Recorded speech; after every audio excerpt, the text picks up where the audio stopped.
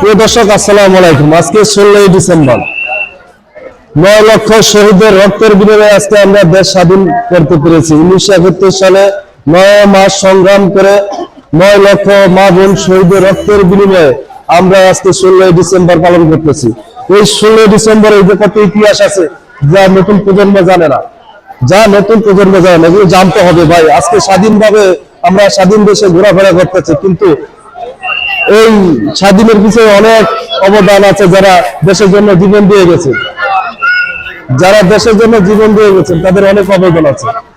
দর্শক মন্ডলী, আজকে আমরা 16 ডিসেম্বর পালন করতেছি। 16 ডিসেম্বর যে কত কষ্টের বিনিময়ে এসেছে তা অনেকেই জানে না। আজকে সবাই আনন্দ উল্লাস করতেছে। বন্ধুরা, এই হলো পরিচিতি।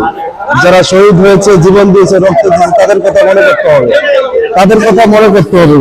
তাদের বিনিময়ে আজকে আমরা স্বাধীন দেশ